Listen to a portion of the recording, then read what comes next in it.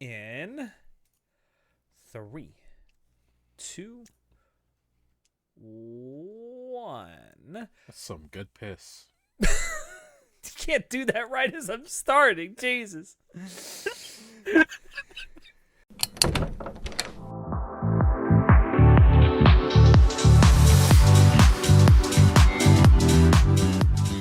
Hello, everyone. It is that time of the month again. Time for Anime Club After Dark Papa Squad and hit you all the best and worst of what we have been indulging in recently. I'm your host, Alex, but you can call me Senpai. And joining me tonight, I have our consummate whipped boy, Chinoda. So, the story behind that nickname is I went to Cold Stone today because it's hot as a motherfucker. Oh, I shouldn't be cursing that much during the opening. Oh, well, too late. Natai can always censor it. Oh, yeah, he can. Thank you, Natai. No, it is extremely hot right now. There is a heat dome going on in the northeast of the United States. It's not fun. It's quite miserable. And after work, I was just like, And he's bald. I want to. And I went bald because I was like, I'm tired of the sweat, okay? Anyway, it's hot. I was like, I want a milkshake because I deserve a milkshake after all the hard work I put in today. I went into the store, Cold Stone, by the way, great place normally. I was like, yeah, let me get a milk and Oreo milkshake because that's apparently their name for it. And guy asked me, okay, blah blah blah. Do you want whipped cream? I'm like, no, I'm good. And he goes to make it. Afterwards, he turns to me. Did you want whipped cream with that? I'm like, no, I'm good. 5 seconds later, 5 seconds later, turns around, gives it to me. Just a big thing of whipped cream on top. I'm just looking at it. I'm like, yep, thank you, man. Thank you for the milkshake. Paid for it, got out of there. I'm like, sure. Like, sure. Ask me twice if I want whipped cream. I said no, but apparently I'm getting whipped anyway. It's like Groundhog Day. You just get the same question over and over again, and then boom. It's just there. It was good whipped cream. Hey, at least it wasn't awful. That's the best I could say about that. Yeah. But yeah, it is time for our next monthly dump, and this is the last monthly dump of the spring 2025 season. We made it, boys! We did finally make it, and summer is fast approaching. In fact, by the time this comes out, I believe the very next day after this comes out will be the start of the summer season. So look forward to our next monthly dump as well, where we talk about some of our first impressions of the summer season. But some of the things that we're going to be talking about tonight are our final impressions of things that we watched this spring. But before we get into some anime stuff, because I know we're an anime podcast, but I feel like it's more relevant to talk about this now since it's very fresh in my mind. And if we wait until the next WTF, which could be a month from now, it'll be completely irrelevant. I really like good horror movies. And 28 Days Later is one of my favorite horror movies of all time. And John and I have talked about this before, about how it's such a phenomenal horror movie. Its sequel, 28 Weeks Later, not as good. But when they announced that there was going to be another sequel 28 years later coming out, I got excited. I'm surprised they didn't do 28 months later. I think that was the original plan, but development hell and all that stuff. But I went and saw 28 Weeks Later over this last weekend, and I really liked it a lot. I won't say that the movie is as good as the first movie, but it's nowhere near as bad as the second movie. And this is the first. This is the first in a planned trilogy. So. Oh. Yeah, it's a planned trilogy. It's not something that's just like gonna happen. And the second movie in the trilogy was filmed back to back with this one, and it's coming out 28 weeks later. That's so cheesy. Oh, that's so cheesy. But yeah, I really like that this movie starts out with a nod to the very beginning of the second movie, which is not as well regarded, but the very beginning scene in that movie is like one of the most famous opening scenes in horror movie history. And so they kind of do a recreation of that, which is different with a different uh plot device. And there I'm gonna have to be very, very careful about not doing spoilers when I talk about this. Just first of all, if you liked either of the two first movies, go see this movie in theaters. They have already announced that in its opening weekend, it equaled its budget, so Holy that's good. shit. Yeah. So it hasn't probably made quite enough yet to get to that break-even point, but with another week or two in theaters, it most certainly will. So that's good. Last I checked, and this is the most recent numbers I have, so this could change by the time this episode comes out, but as of recording this, its budget is listed at $60 million, and in its opening weekend, it made $62.8 million US dollars. Wow, good for them. Yeah. So, yeah, great for Danny Boyle and Alex Garland, the director and writer of this. This movie has a lot to say. Obviously, it's ostensibly about a virus, and now since COVID has happened, it kind of recontextualizes a lot of the movies for people now. With These viruses movies are zombie pandemics. movies, right? Ostensibly, yes. Okay. With this one, the zombies are like due to an actual virus, and one of the criticisms of the second movie, 28 Weeks Later, is that it isn't the virus doesn't act as a virus should, but in this new sequel, they're kind of going back to making it be like an actual virus where it needs hosts to propagate, otherwise it will wipe itself out. So I'm kind of happy about that. They kind of leaned a little bit more into like the whole fantasy zombie aspect in the second movie, and that I think that made a lot of people kind of check out a little bit. But no, this movie is pretty damn good. I give it like a solid 7 to 7.5 out of 10. Whereas I would give the first movie like a 9 out of 10 easy. Okay, so definitely not a bad sequel or anything. No, not at all. And there's actually, surprisingly, one of the main characters is a child, and really good child acting in this movie. Shockingly. That's a heavy statement. Wow. Yeah, the guy, the child, what was his name? Alfie Williams. Alfie Williams is the actor's name who plays the main child character in this movie. Great job. Does a great job in the role. So good on him. Two people in this movie I did not expect to see. Rafe Fiennes just shows up randomly near the end of the movie.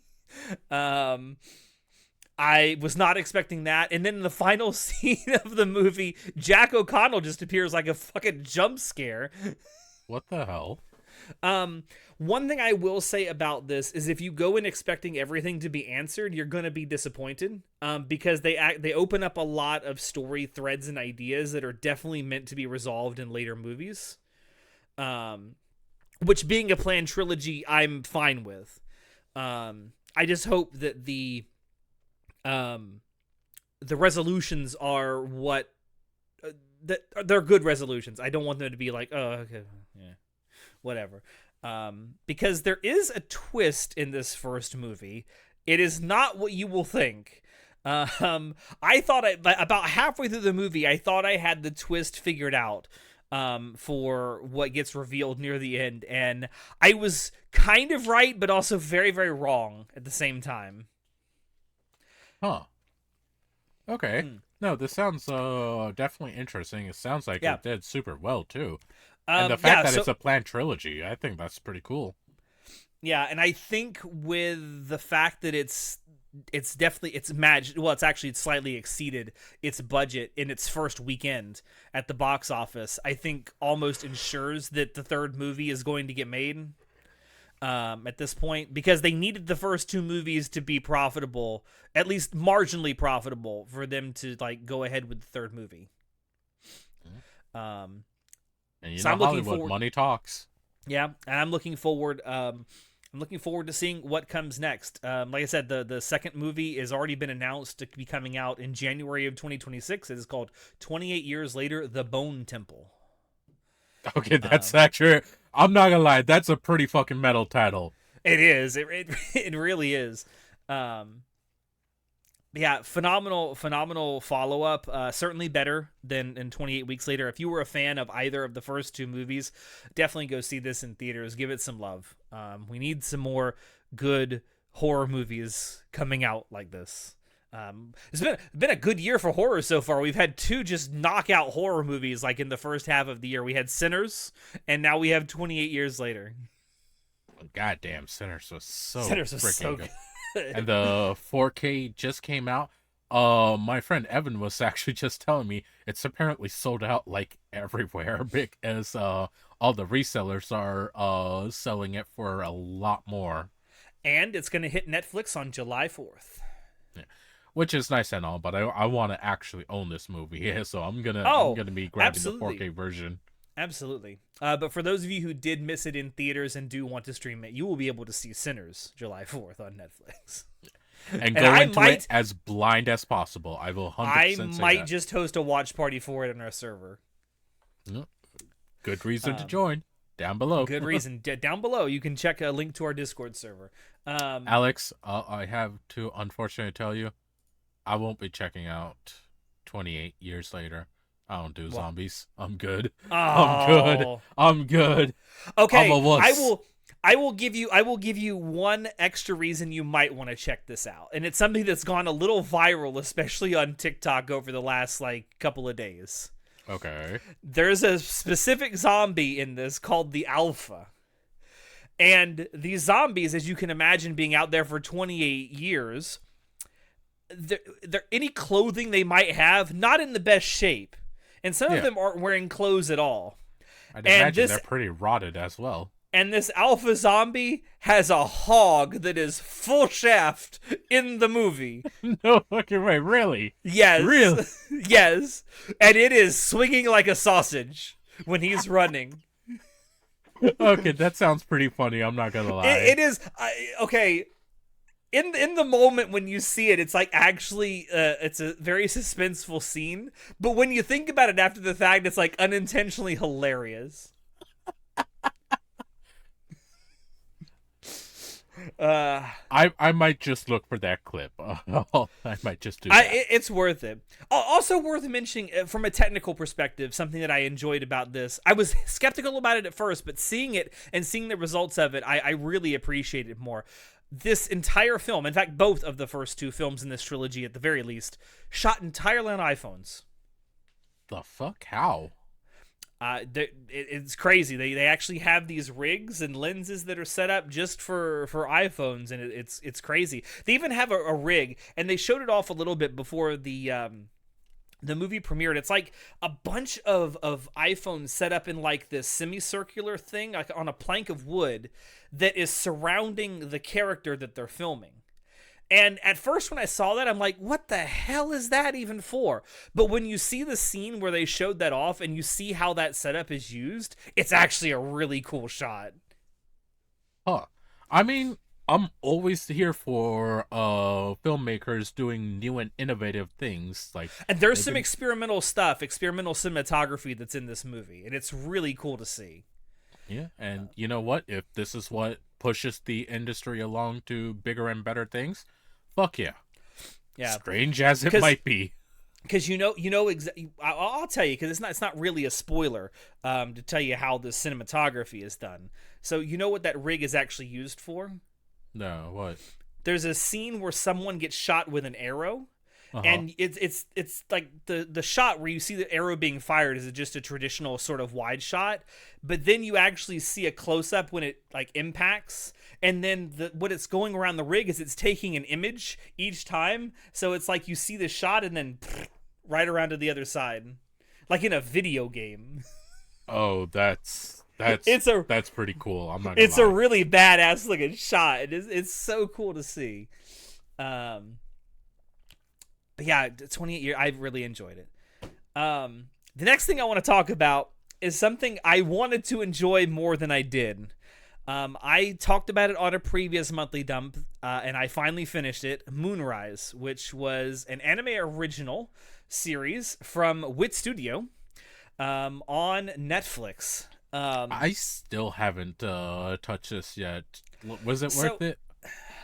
Here's the thing. I Oh, there man. there's aspects there are aspects about this that are really, really good. From a purely technical perspective, this is a very well produced anime. The music is great, the animation is crisp and clear and really smooth. There is 3D CG in this anime, but it's done really, really well, and it's integrated with the 2D animation incredibly smoothly. Except for maybe one or two shots here and there, but I'm willing to overlook that. The character designs are really cool. The character designer for this is the mangaka for Full Metal Alchemist. And you can tell. Right. You can definitely tell. The one thing that I have a big issue with is the story. And not to say that the story being told is a bad story, it's how the story is told. The best way I can describe this story is it is a lot like... I'm about to go on a journey here, so please stay with me. Because I know, Shinoda, you have played Bethesda games before. Oh, no. And I know specifically you've played Bethesda games from the period in time between Elder Scrolls Oblivion and Fallout 4. The story in this anime is a lot like the story in those games, where they load you with a lot of stuff about the world, the state it's in, and the characters within it up front. And they load a lot of that up front. And they essentially info dump a lot. It's done kind of entertainingly, but it is a huge info dump. And a lot of it, you look at that and think, wow, that's going to be really important. And it is, eventually. And the crazy thing is, as interesting as you might think initially that this main story is going to be, you're going to go on some side quests that are far more entertaining than the actual story being told. This is exactly what the story of Moonrise is. It is a Bethesda game. It is a Bethesda game from like Oblivion to Fallout 4. Oh, shit. No hate to any of those games, because all of them have their good points, and all of them in a way have enjoyable stories, but except for maybe Fallout 4. But Fallout 4 has some really great side quests.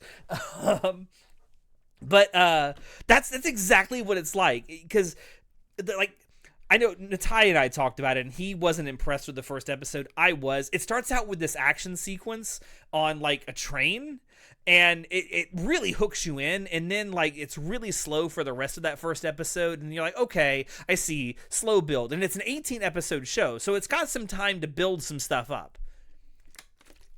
But man, it takes forever for some of this stuff that they introduce up front to actually come to fruition, and they go on like 3 or 4 side quests between then and there. It's like, wow, couldn't you have explored this a little more?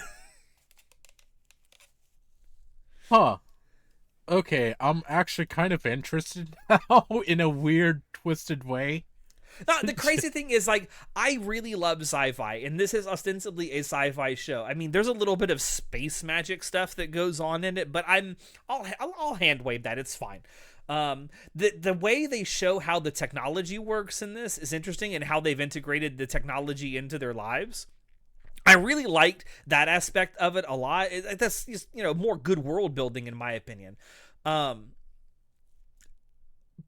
it's just the story is good. It's just the storytelling is not so good. What a weird conundrum of a problem. Especially because the story presents itself, at least initially, as like it's going to be this epic class conflict thing, because the story ostensibly says that there's this whole society that's kind of developed on the moon, and there's like cities and whole societies that live and work on the moon now in the future. But the people of Earth see the people on the moon as second-class citizens. Oh, so it's literally the story of Expanse. Kind of, yeah. It's also got like a lot of Gundam-esque political stuff going on in the background, because there's like this AI that humanity has created to essentially run their societies and tell them how to do things. And there's some people who follow those orders like very willingly and sort of submit unquestioningly to this AI. But then like there's these questions like, does it really have humanity's best interest at heart, or is it just seeing everything as mathematics? Is it actually trying to elevate humanity to like a higher purpose? And it's like there's big ideas that are put out in this anime, and then yeah, a lot of them are explored on, but it takes a long time for all this to come to fruition. And by the time it does, you're like, could we have gotten to this a little sooner, please? Huh. This does sound like something I'd really enjoy, though. Like, a shit ton of world building with a lot of payoff at the eventual end. Yeah. Let me ask this. Is this one season like the whole story? Like, is there gonna be Yes. more? I'm pretty sure based on how it ends that there's not gonna be any more. Okay. Like the ending is pretty definitive. Okay, I'm here for it. I mean, I don't see a way for, I mean, unless they're going to tell a different story at a different time period with none of the same characters just in the same world, maybe. But I don't think this is gonna. I will say one thing that definitely made me chuckle near the beginning of this is there's a character unironically named Harry Cox. I just gotta say, to any either parents out there or aspiring parents, if your last name does happen to be Cox and your kid's gonna have to go through life with this last name anyway, please, for the love of God, do not name them Harry, Harold, or anything that sounds like hair. This is not going to go well for them at all. That's the best parenting advice I can give you. Please, if your last name is Cox, do not name your kid Harold or Harry. Because school will not be a good time for them. Life will not be a good time for them. Harry Cox.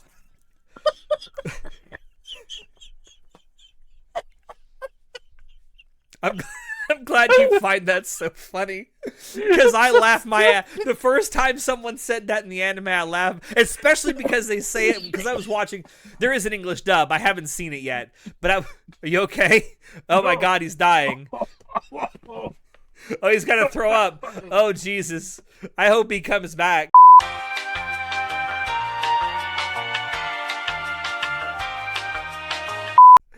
Harry Cox is not a good name. The best thing about it, though, is I didn't watch the English dub, even though I know there is one. I watched in Japanese, and hearing a Harry Cox with a Japanese inflection is a sight.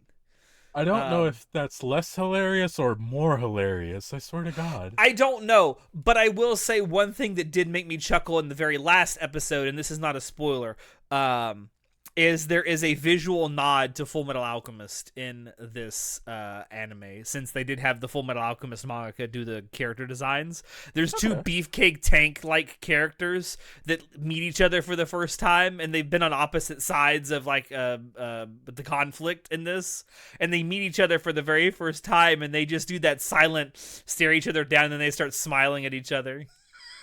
Like the two beefcakes in Full Metal Alchemist do when they do the handshake. Yeah, just the yeah. It's almost the exact same feeling in that scene. Okay, that's pretty cool. I'm not gonna lie. But yeah, I wanted to like this more than I did. I still don't think that it's like horrible. I don't think that it's great, but I also don't think it's mid. I think it's just slightly above average. So for me, it's like a 6.5 out of 10. All right. I mean, just from the premise alone, I definitely want to check it out, because I'm a sucker for sci-fi anime. Yeah. So that's like I like am something too. for me. I am too. It's a shame that it wasn't the storytelling wasn't at least a little better. However, another sci-fi anime that is also an anime original that very recently finished. In fact, the final episode aired today, as of the time of recording this. Is an anime that I only started about a week and a half ago, called Apocalypse Hotel. Now, if you watched our season preview, I actually talked about this during that, and it was something that I mentioned that I might give a shot to, and I figured, well, since the season's ending, it's finally time for me to buckle down and actually do that. So I started watching it, and I was very pleasantly surprised, especially in the first 3 episodes. So a little bit of TLDR for this. Apocalypse Hotel is, shockingly, takes place in a hotel, but it is in the future where humanity has actually left Earth, because in the past there was a virus that was going around that only affected primates. And it was very virulent, and it started killing off like entire primate species. Those of course, damn dirty primates. Yes. Of course, human beings are primates, so it affected them as well. So humanity believed that the best course or best chance they had of survival was actually leaving the planet, at least the people who were uninfected, and either finding a place for them to settle outside of Earth or waiting for long enough for them to come back after the virus has kind of run its course and doesn't have any more hosts to infect. That was like 1,000 years ago at the time of the story starting. Oh, wow. And humanity still has not returned. However, there is a hotel where all of the robots and their one android was left to run the place. And they keep it running as though humanity never left. And they keep waiting every single day for a guest to arrive. But, as you can imagine, over time, these robots are starting to break down. And so there are less and less and less of them that there used to be. And in fact, in the very first episode, you see that one of the robots whose job was to go find like a hot spring area just fucking dies. It's never actually shown what happened to it, but it's implied that it got mauled by something and like destroyed. It sounds a little bit sad. I'm not gonna lie. Yeah, there is some sad shit that goes on. Like there's some really funny aspects to this as well. But one of the things that happens is that they do start to get visitors. Aliens. Wait, what? Aliens start to visit the hotel and stay there. And that's like the crux of the anime, is like these androids and robots that have been left behind by humans dealing with these alien guests that stop by. And I absolutely love the fact, and thank you, Japan, for this, that one of the aliens that stops by is like this sort of Reddit terminally online kind of creature called an Adobian. What? Very cool, Japan. Very cool. Just subtly hinting that Adobe is evil. Wonder what they meant by that. I wonder what could have been meant by this symbolism. No, but like this genuinely sounds like such a unique and out there premise that's so different from everything that we've seen in a long time. Yeah, and another like running like thread that runs through these episodes is the main character, who is the android girl, who's essentially like supposed to be a receptionist. She calls herself the assistant or no, acting manager. Acting. Where was I going with this? One of some of the things that she's doing aside from the regular hotel duties is she's trying to make the goals of the original owner of the hotel a reality in his absence. What is the goal? There's multiple goals. Like he wanted to have a hot spring for the hotel, and so like that's part of the thing. Like they're digging and digging and digging around the hotel trying to find a hot spring. One of the things is he wanted to make his own whiskey, so they build a distillery. That's pretty cool. And they grow their own wheat and barley and malts. Stuff like that. I mean, and you get to see like the fruition of that. An interesting thing about it is there are a lot of time jumps in this anime. There's a 50-year time jump between one of the episodes. Holy shit! Wow. Yeah, I mean, the main characters are all robots and androids, Yeah, so I mean, age doesn't really mean anything to them. So that's a really interesting aspect because like in the episode where they start building the whiskey distillery, like they just casually mentioned that was 15 years ago. I mean, yeah, when time is the only factor, I don't know, it's not that big of a deal. Another thing I really love about this is like the background art in this. Of course, as you would imagine, with human beings being gone for over 1,000 years now, things look very run down around the hotel. And the background art looks really good for that. Like, it looks very run down, overgrown.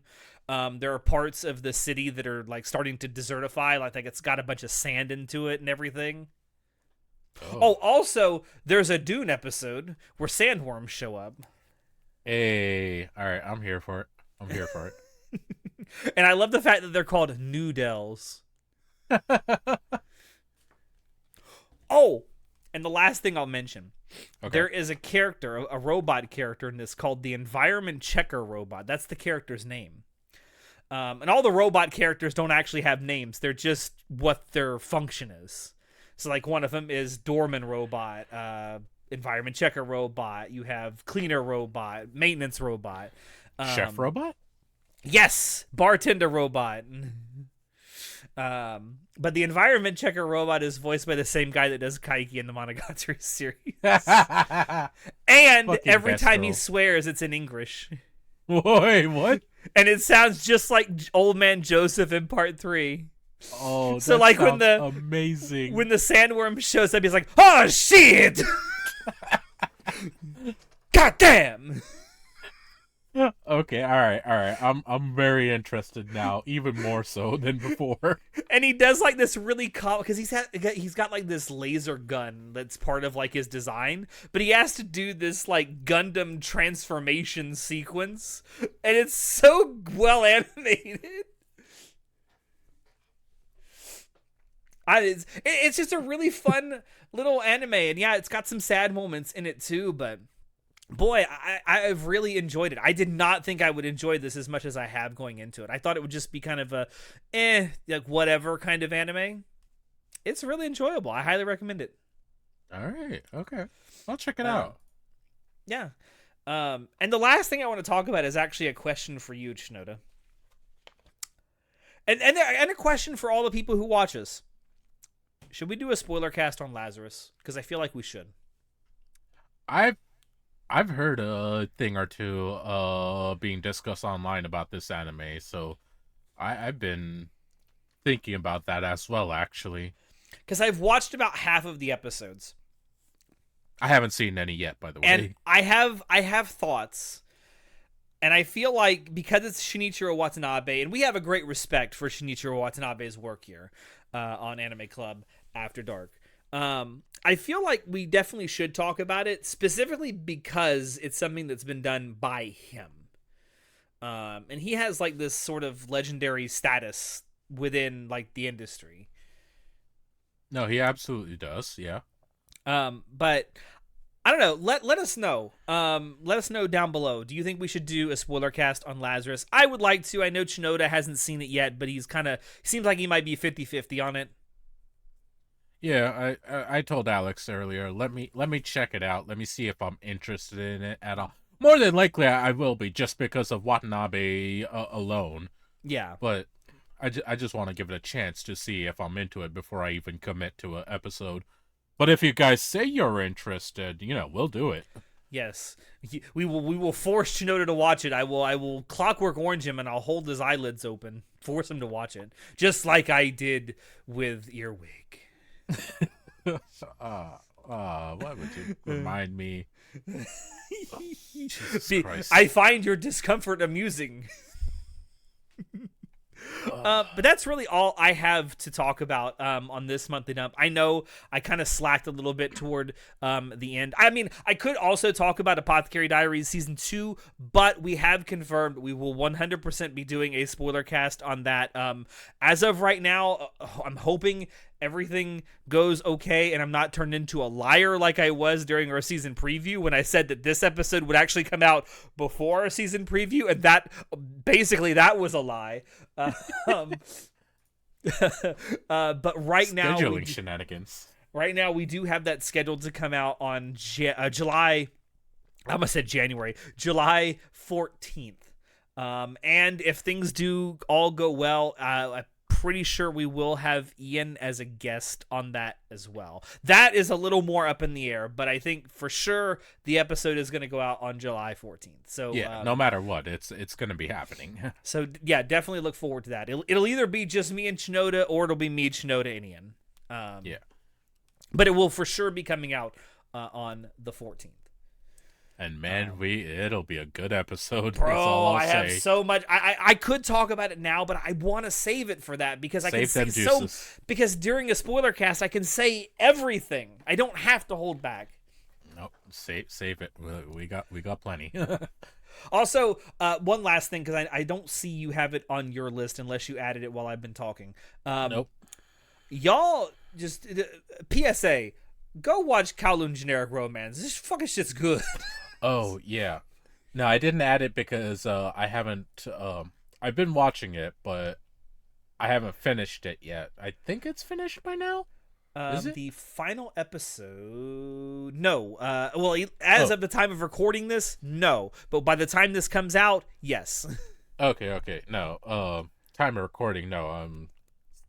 I'm not even halfway through it yet. I'm watching it with my friend Evan, so I'm waiting for him to come back. Although at this point, I might just go ahead and finish it off, just because how much I'm actually enjoying it.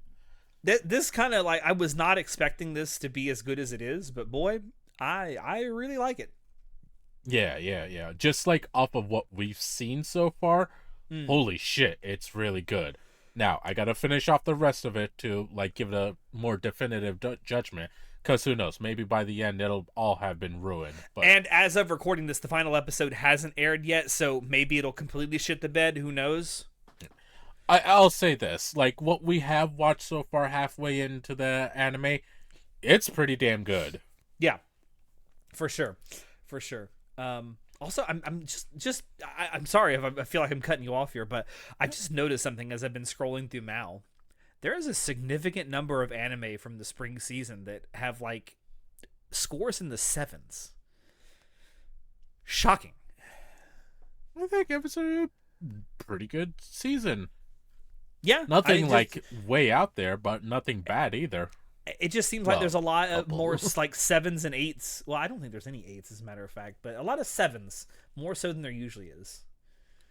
That just tells me there was a lot of stuff in the spring season that people generally thought was good but not great. Yeah, and you know what? That's perfectly fine. Yeah, I don't know. I just noticed that as I was scrolling through here. That is pretty interesting. Yeah, I'm gonna turn it over to Chinoda now, and he has a lot more to talk about than I do. All right, wish me luck because my throat is acting up, so we'll see how far I can go. Let's go rapid fire. No, don't right. do that because we do need a little bit more runtime. Yeah. This was Fire Force season. Oh, God damn it! I completely forgot. Season 3, season 4. Yeah. No, season 3. This is season 3, which I think is going to be broken into 3 parts. Two cores. 2 parts. So I did kind of lie because I thought this was the entire thing earlier, so I do apologize about that. This is a 2-part season. We just finished part 1. Holy shit, that was really good, really fun. I'm not gonna go into spoilers, but wow, they ramped things up. It looks just as good. It sounds great still, but man, the narrative kicked the pace up a bit, and I'm just yo, this is cool. Some of it was a little bit campy, some of the things they did, but it was fun. Well, it was done very well. That's kind of the fun of Fire Force is its campy moments. It's campy, yeah.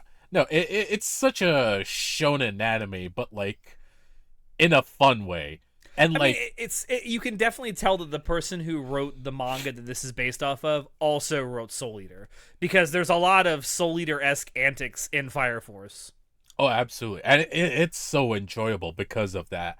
Like, even if you didn't have it's a bit of spoiler, certain knowledge, I'll say, you would still appreciate it.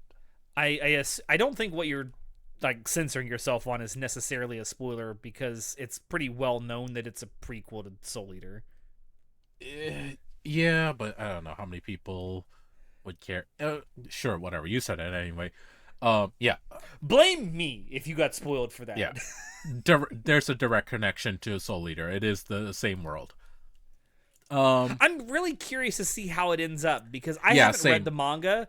I'm an anime only with Fire Force, so I don't know how it ends. I think the manga has already ended. At least I hope Yes. so. If it's Yes, if yes. the anime It's already is wrapping it's up. already over. It's already over. So I'm curious to find out how, or even if this somehow leads into the world we see in Soul Eater. I have no idea. All I know is there is a direct connection. Yeah. But yeah, no. So I didn't realize it was going to be a 2 core season. Apparently, they revealed that long time ago. I just didn't catch it anywhere. But man, what I did watch, holy shit, that was fun. It was so damn good. I highly recommend it, especially like if you're still watching Fire Force and like are into it. Yeah, no, go watch it. And another positive about this season, they really toned down the ridiculous fan service. Like, there's a little Oh, bit there's of still it. some. I've seen clips. Yeah, there is a very little bit of it, but man, they like toned it down so much that it's barely even there. So if that was like one of your number one complaints, even me, the horny one of the podcast, said like, yeah, no, that was a bit much. No, this was perfect this season. Like, got this stuff I actually cared about instead of the generic gooner shit. Okay.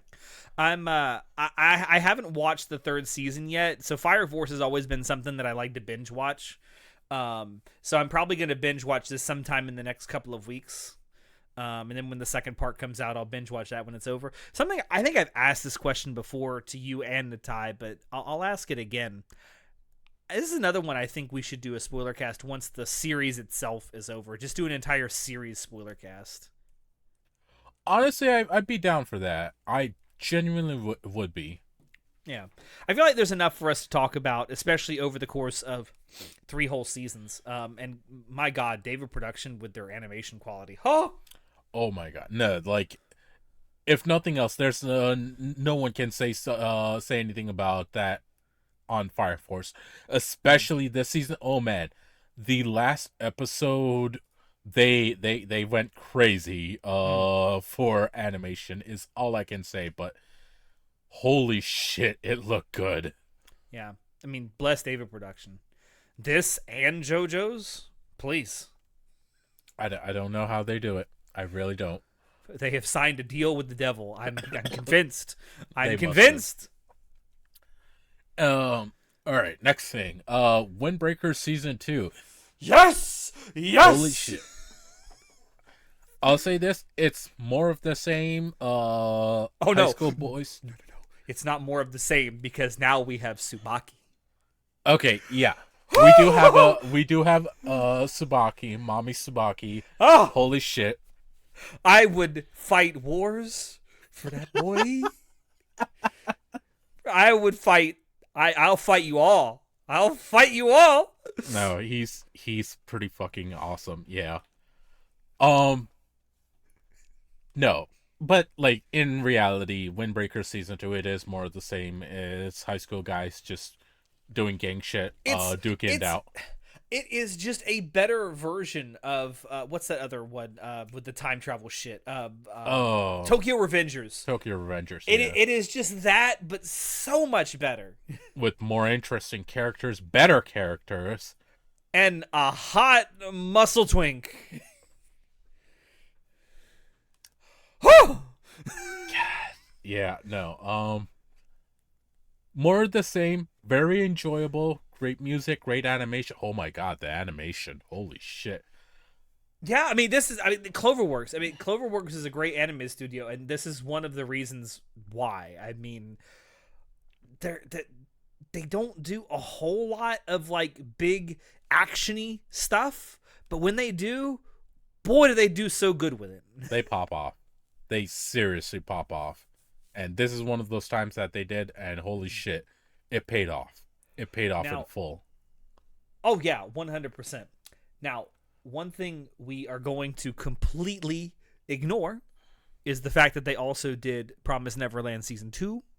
That is just something we don't think about, we don't talk about. Listen, even the best have their bad days, and you learn from it and you move on. Unfortunate things happen, yes. But I you am work with also what you're personally I am also personally going to just put blinders on to the fact that they do that shitty Bunny Girl show. Oh my god, you and John with the hate. Chill My out. hate for Bunny Girl is justified. Thank you very much. I will fuck that cunt. Ayo? No, not that way. But yeah, But no, fucking Windbreaker season 2, very good. Highly recommend. Go watch it. Still definitely worth it. It has the far better soccer in it. Yeah, seriously. Just realized I was unintentionally doing jazz hands there. All right. Next. I left my A rank party to help with my former students reach the dungeon depths. Generic as fuck. It sounds Not like worth it. It is a 24 episode anime. It's still airing. It's almost over. As of so it the started time of airing in recording. winter. Yes. Okay. We're towards the end of it now, actually. Oh my god, this started airing on my birthday. Jesus Christ, what a shitty birthday present. I will be finishing it, but like I pretty much know where this is gonna go just from what I watch. It's generic as hell. If you're looking for a really simple, really like normie bait show, not even normie bait, it's just generic show, this would be it. Like, if you want to turn your brain off, it's not horrible, but it's not great. Like, I'm just gonna say that one of the companies listed on the production committee is Crunchyroll, and I can tell. Alex, stop! Don't do. Stop being mean. I'm just saying. I'm just. Oh my god. The things that Crunchyroll seems to be on the production committee for, they have a look, and this is it.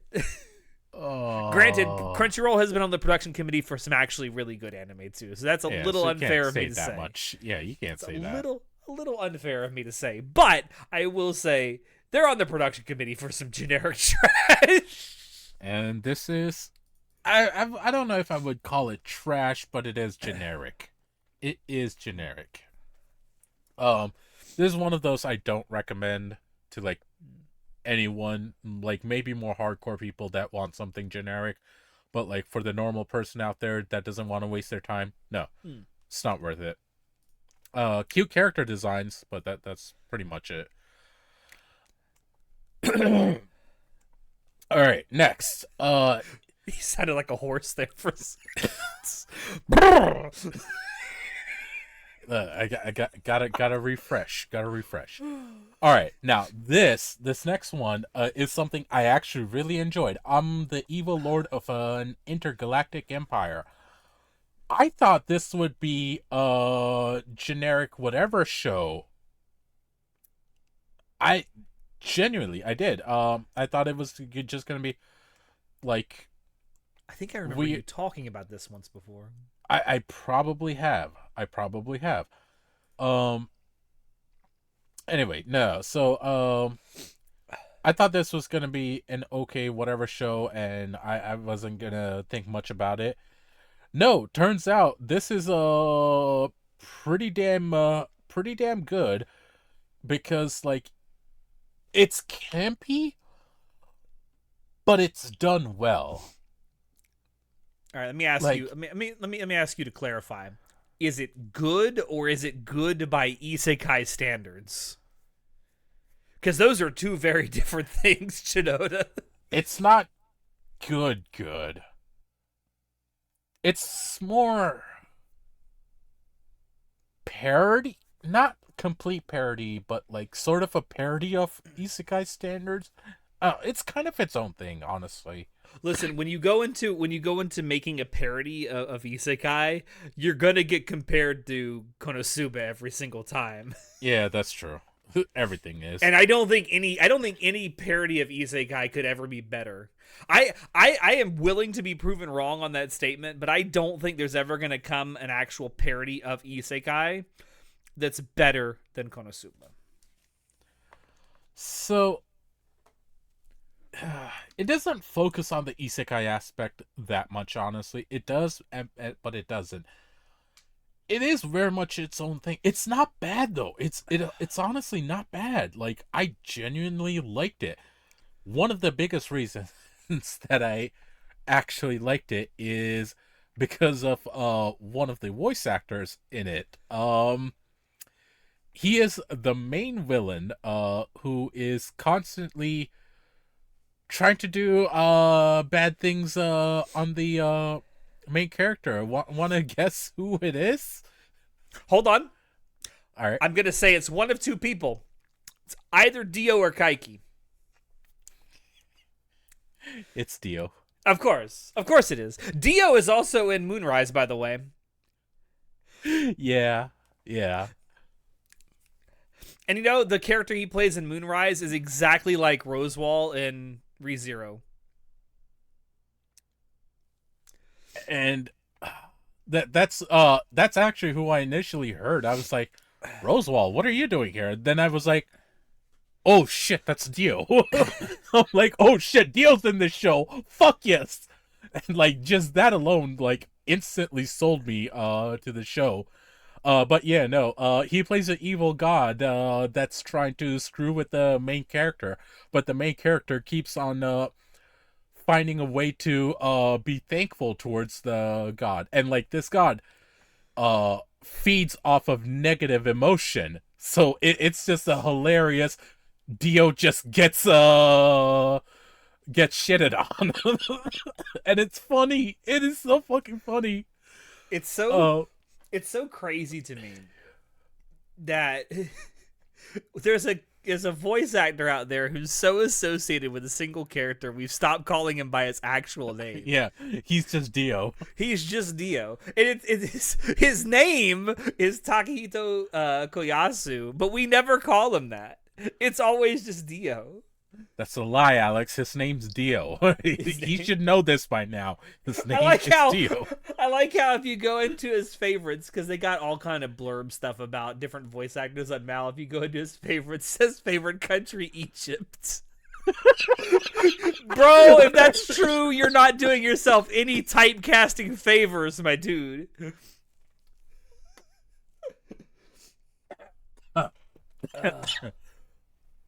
Oh, that's funny. That's wild. Oh, but yeah, no. This was one of the things I believe I've told John about this as well, and if I remember, he actually enjoys this as well. So yeah, no, this is one of those where I would actually recommend it because it's actually somewhat decent of a show. I mean, I'll take your word for it. I don't think this is something I'm gonna give a shot to. But Alex, I mean, what? Mecha. Okay, you're kind of getting me a little bit. You're kind of getting me. But then I look at this main character design as like, I think I've seen that haircut somewhere before. And yeah, it's your generic like brown-haired isekai. I was about to say hentai protagonist, but isekai protagonist. It is. But here, let me give you another selling point. Robot maid waifu. Okay, you're kind of losing me a little bit because I can find much better stuff elsewhere. Oh, what a shame. Besides, there's already a android waifu in Apocalypse Hotel. So I mean, oh, is there now? Okay, it's the main character. Oh, all right, sounds good. Anyways, let's move on. Yes. Now this is a ongoing one, so it's not going to be over until next season. Actually, it's like 25, 24, 25 episodes. 26 episodes. 26. Okay, never mind. Holy shit. Witch Watch. Lots of references. Very funny show. I like it. Very cute. Kind of got a little bit of romantic angle as well. I've talked about this before. I'm pretty damn sure. You have. We all have, because Natai even talked about it. Yeah. It's an interesting little show. I've only seen the first 5 episodes. But I enjoy it enough. I'm gonna finish watching it for sure. Yeah. It's not one of those that you need to watch the episode as soon as it comes out. It's, yeah, I'm in the mood for something cute or something funny. Just Witch Watch, yeah. It's there is an underlying plot. Witch Watch, to me, the way I would sell it to people, although calling this a selling point in 2025 is dubious to say the least, I would say, imagine if Harry Potter was a romance and funny. I mean, kind of. I don't know if using Harry Potter these days is much of a selling point. I feel like Harry Potter isn't a selling point. Harry Potter is a reference point nowadays more than anything. Okay, that's actually fair enough, because I know when it was airing, we talked about Mashal that way. It's like, it's just Harry Potter but funny. Yeah. Actually, no. How we described it was muscle Harry Potter. Yeah, yes, and funny. Yeah, and funny. Imagine if Harry Potter was yoked but couldn't actually use magic. And was so fucking innocent. Yeah. Witch Watch, cute. Would recommend to everyone. And actually, this is one of those shows where I would recommend to the more normie people as well, because it doesn't have the more standard anime tropes, and it can be enjoyed by anyone, I feel. This is actually an anime I would suggest to show to people who aren't into anime. That isn't like a giant, massively popular shonen. Yeah. No, this is one of those where it's so casual, and it's such a nice easing point of anime that, like, I feel fine showing this to people. Yeah.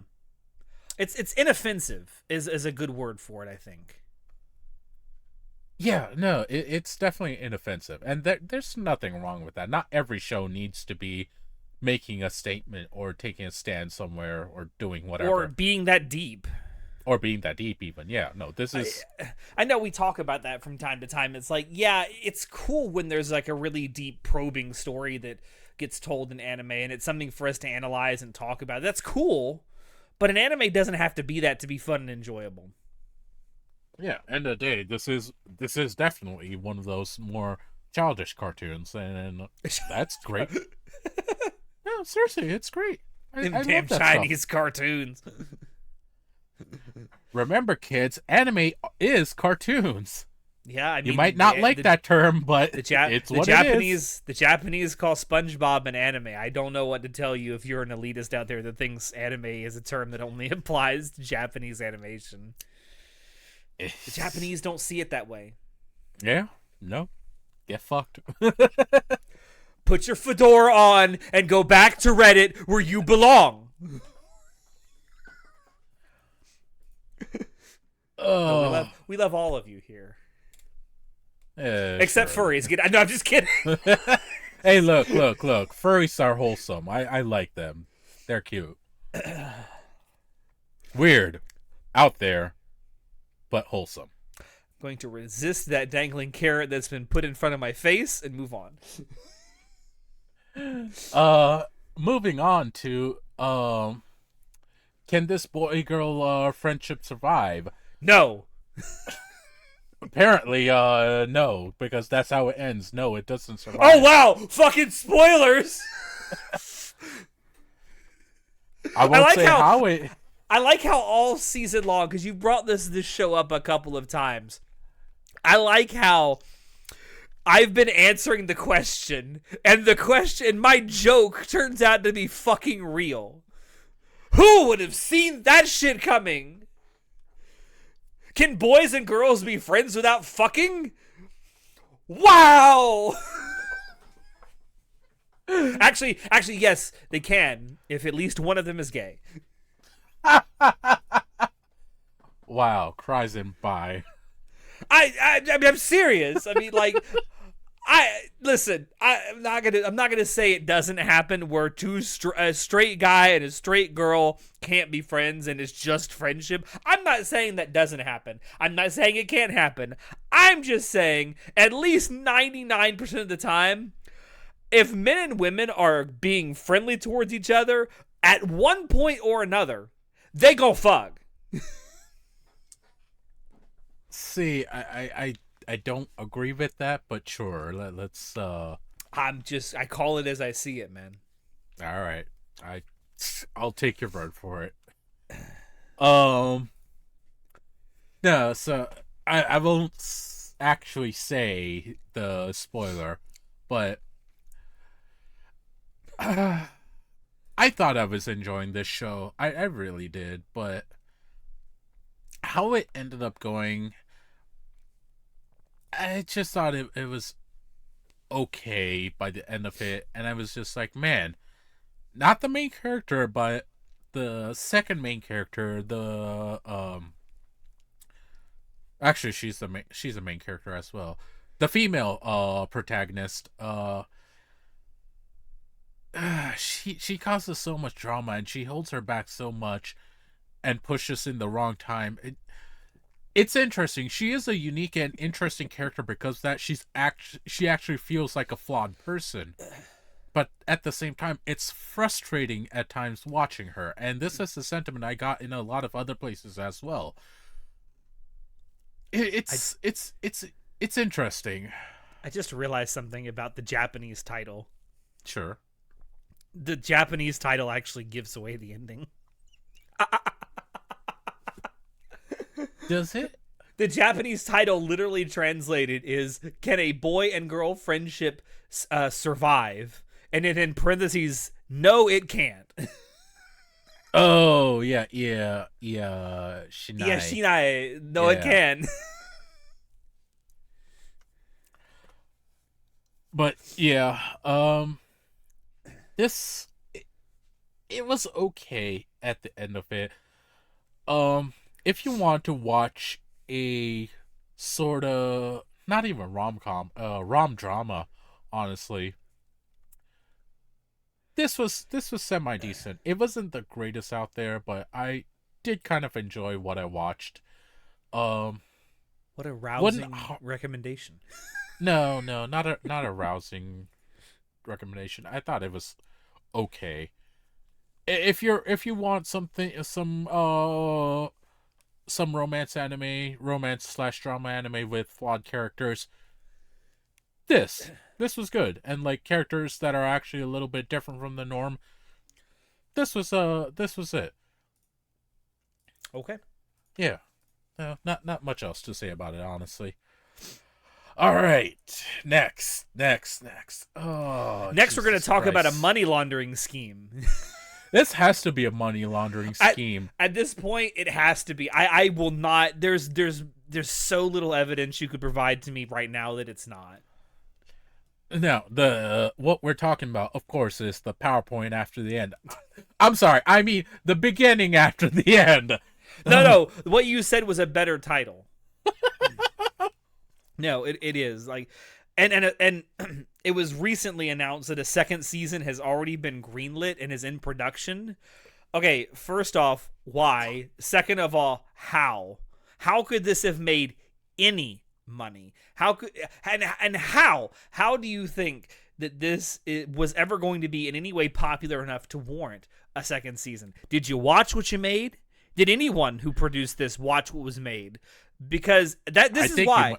This has to be a money laundering scheme. I think you're right. It has to be. There's no fucking way it's not. Because you know how bad it has to be for the people watching it to... I mean, not that the people in Japan care about this, but they made a petition.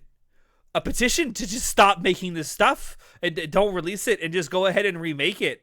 And like, you know how bad it has to be for that shit? The one thing I'm curious about is when something like this happens, right? And it's based on source material, because obviously shitty original anime get made all the time too. But when a really terrible adaptation like this happens, I wonder what the creator of the source material has to think. Because they can't just go out there and bash everyone, because they probably sign NDAs and they don't want to burn bridges. They don't have to. But man, what has to go through people's minds when this shit happens? So I have seen a couple authors speak about stuff like that in the past. Very regretful is the vibes I've gotten. Yeah, if something like that happened to something that I created, it'd be like, God damn, why did I do that? Why did I sign why did I sign my life away like this? For these people specifically. Money? Oh, okay.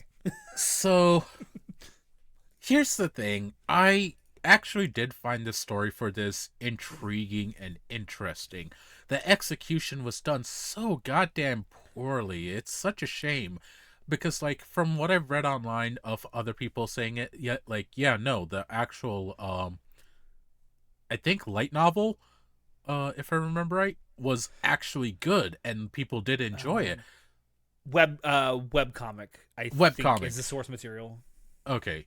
Whichever it is, whichever the good adaptation is. Excuse me. It's listed as an English vertical scroll comic. That's a new term I've not heard. Whatever the fuck that is. That's just a fancy name for a webcomic. Yeah, we'll go with that. But yeah, no, apparently either the full-on source material or the light novel, because I think it has a light novel. It might. I don't 100% know. I do know that the anime adaptation is strictly drawing from the vertical scroll comic. Okay, so we'll just say that. And let me be honest, some of this animation looks like it's just fucking stills from a scroll comic. And it probably was literally just stills. Because we did get some just stills. Some. No, we got a lot. Okay, we got a lot of stills. No, so like the actual story itself was intriguing and interesting, which makes it more of a shame of what we did get. Because I was like, okay, there's potential here. That's why I kept on going, but it was just such a shame to see the lack of animation, really. Yeah, and I've heard nothing but really good things from people who have read the source material. So this is just absolutely botched adaptation from everything I've seen. Yeah, which is a shame. It genuinely is. And I do want to ask a question. Sure. Not to you, Chinoda. Okay. And not even to our audience directly, unless you're one of these 21 people I'm going to mention. There are 21 people on Mal who have recommended this anime. Now, I'm going to assume that either, one, you are trolling, in which case, good job, or two, you have sub 60 IQ.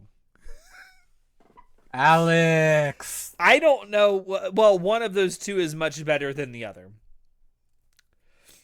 Just seriously, actual serious question. If you watch this, even especially if you're a enjoyer of the source material, but even if you're not, have never read the source material, if you watch this and your takeaway is, man, that was good, I need to recommend it to everyone I know. I need to interview you, because you have like a brain that not many people on this planet have. And it's a gift. It really is a gift to be that dumb. That's all I got to say. That's all. I'm done. Are you sure? You don't got nothing more? Yeah, I'm done. Okay. All right. Let's just move on from that dumpster fire into another dumpster fire. So the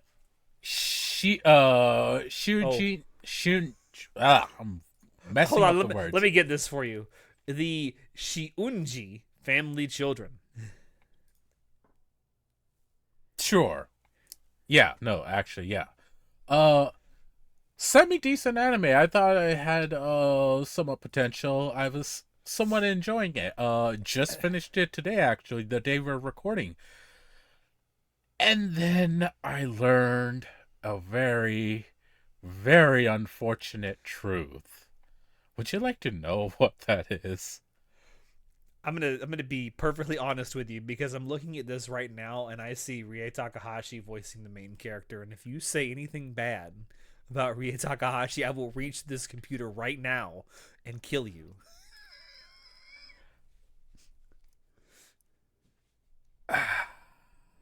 I don't do it.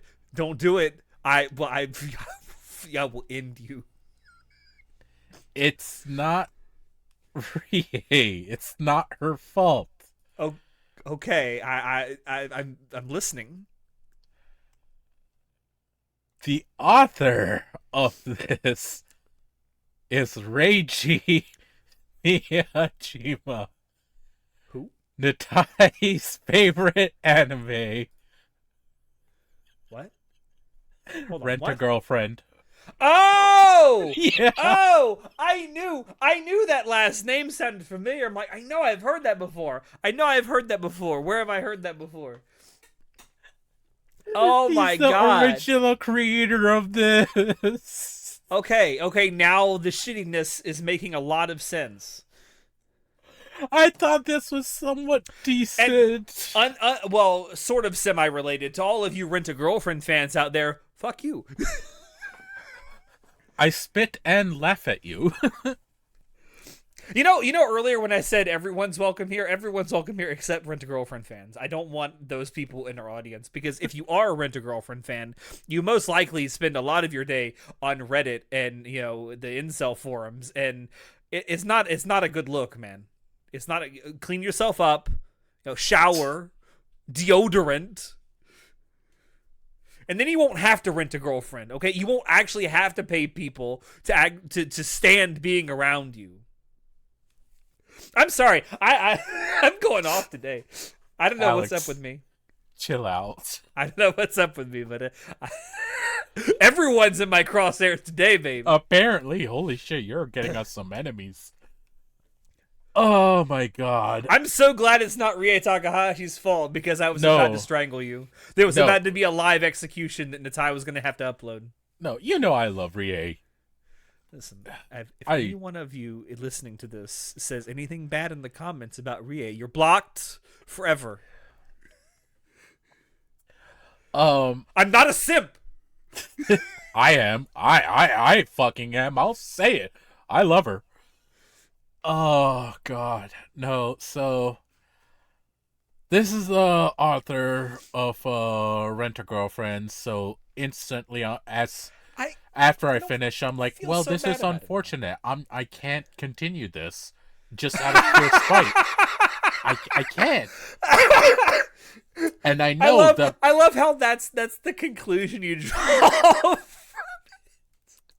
And it's like I know, like, it's gonna just lead to extremely shitty writing, and I'm just like, shit. Like, all I can do is enjoy season 1 for what it was, and that's it. Like, just ignore it from now on. Don't interact with it. Don't pay attention to it. Oh, it's such a shame. Like, actual kind of fun premise. The writing wasn't too bad. But man, now that I know who the author is, it's a no-go, dog. It's a no. It's no. Can't do it. Done. Yeah, listen, you have my sympathies. All of you. It's a damn shame. Good All of you character that have- design too. All of you that have lived through Rent a Girlfriend have my sympathies. And if you're a fan, Don't come here. that's all I got to say. What a shame, though. They had some good character designs too. Do Genuine question. Okay. Is the mangaka stupid? Or is he just like an actual loser? I think he has to be stupid because somehow the man managed to land a wife. No, I can't say he's stupid because he's managed to sell this shit to people. So he's obviously not that dumb. I don't know. I don't know why people eat this shit up, man, but they do. People love cucks. I don't know. Maybe Listen, it's just like getting to see them suffer so much. Look. We all have the things that we enjoy. We all have these things that make us laugh, that make us cry, that make us have these warm feeling deep in the cockles of our heart. And yes, it's a real word. Don't at me. But forgot where I was going with this. Oh, cucks.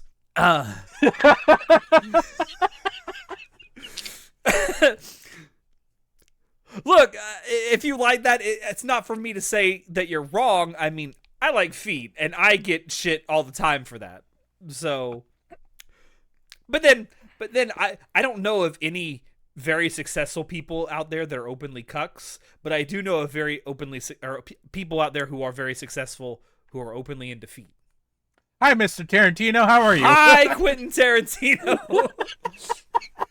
I'm just saying, I've never seen a very successful and wealthy cuck. Well, actually, I'd argue you have. Look at the executive suites. Okay, fair. But a lot of those people are paying to get cucked. That's true. There are people who enjoy it as part of their daily routine with their partners that have voluntarily married them. Yeah. Not all thing. And y'all give me shit for liking feet. Okay. Oh, that's okay. Anyway.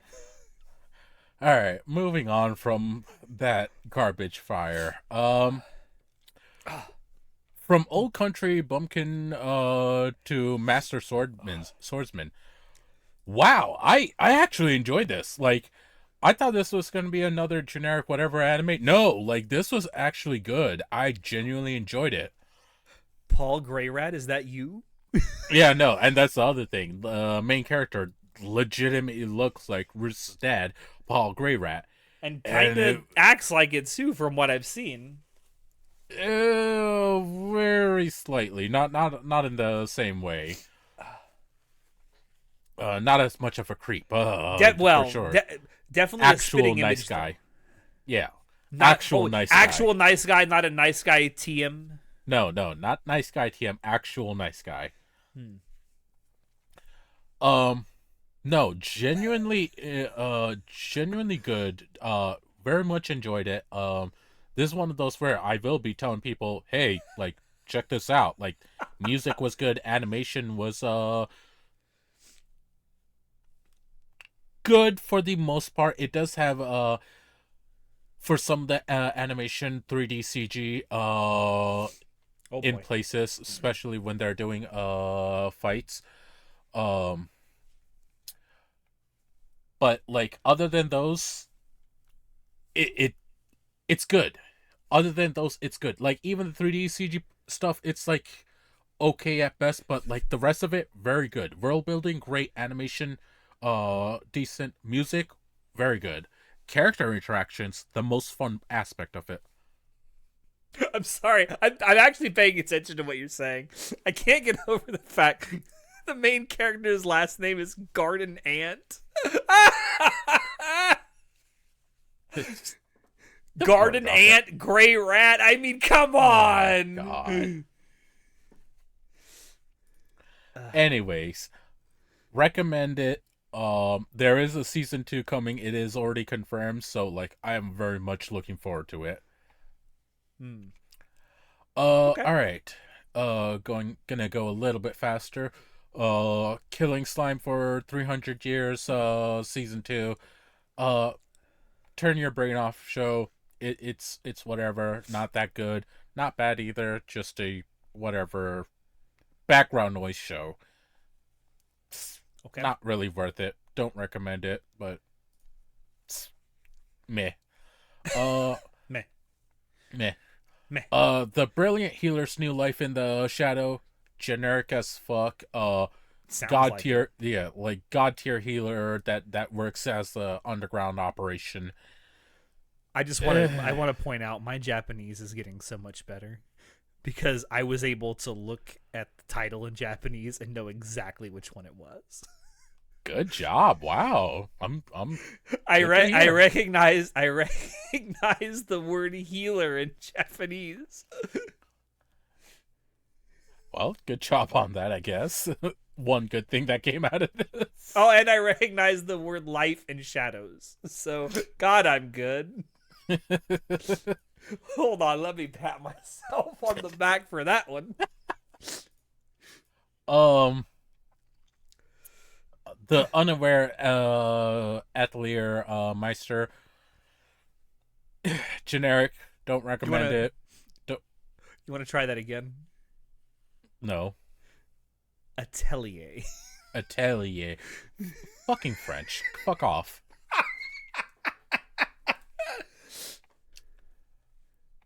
Anyway, Iron Sun is indecipherable season 2. I didn't so I honestly didn't care for it too much because the both the main characters are not unassuming, but how their characters are, they're very unexpressive. They have like negative expressiveness. Their reactions look so dull and boring, but Mm. they have such a overactive imagination, and like they get into so many skits. So is it like a sort of sketch rom com? Kind of. It's more than just a rom com. Like it's more than just a rom com. It also has a fun friend group cast of characters as well. Okay. Um, but just because of how the main characters are, I wasn't that into it. I thought it was okay. But with season 2, it is a complete adaptation. They actually did the whole thing apparently, and Okay. so it's a completed anime. We got the full thing. It ends off in a happy note, in a fun note. Um, yeah, Okay. it's okay at best. Like funny hijinks here and there. So yeah, I mean, your biggest complaint is you found the main characters kind of boring and lacking. Yeah, honestly, Okay. that's the biggest thing. Some people might like it, especially for how cute they can be at times. Mm. I just wouldn't. I didn't connect with it at all. All right. All right. No, finish this off with your horny trio because I know you want to talk about how they Yeah. All right. Takamine-san, Makina-san's a love robot, and Yandere Dark Elf. Um, the Gooner shows of the season. Takamine-san, pretty cute. The well, not main character, the female main character. She is a bit of a closet pervert, but she is very much into the main character, but she's such a tsundere about it. Um, her whole stupid quirk is she can redo the past by taking off her underwear. It's such a stupid thing. It's so stupid. I mean, to be fair, I can do that too. It's called the laundry. You ain't special, bitch. um, it's just a horny show for the sake of being horny. That's it. Nothing special. Yeah. Machina-san's a love bot. Literally the story of a robot that's Fucking robot, yeah, literally. yeah. It's she was literally made to seduce people and all that, but she doesn't know how to, and like the access settings for that is locked away, so she has to learn that naturally. and she just learns all the wrong things and ends up not actually doing it. Do you perform the natural obligations?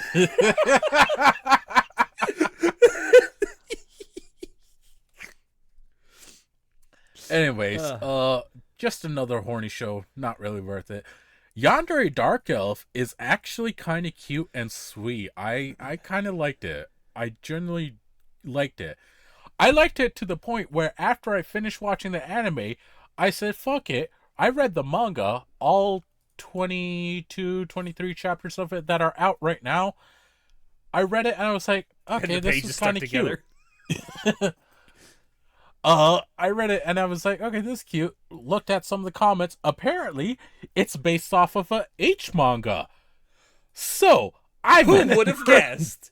Oh, wait, now you really got the sticky pages this time. So, I went and read the H manga as well. All, what was that? 5 or 6 chapters? Volumes. 5 or 6 volumes that are out.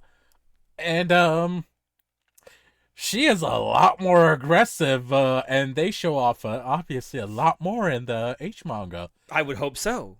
Yeah, no, they go at it a lot. It's very, it's quality content. They got some good stuff in there. Okay. Yeah, no, good stuff. But no, the actual manga itself was, cute as well. It's funny, they didn't, the adaptation they did for that one is they actually took the entirety of what's out in the manga and mixed the storylines in together to do it. So instead of chapters 1 through 20 through 22, they mix it all in and just release it in the anime in its own style. So it's a very different adaptation, but they made it work really well. Interesting. Yeah. But yeah, that's it. I am tired of speaking, so if you want to see us out, I would love to. I would love to. So yeah, that is our monthly dump, final monthly dump for the spring season.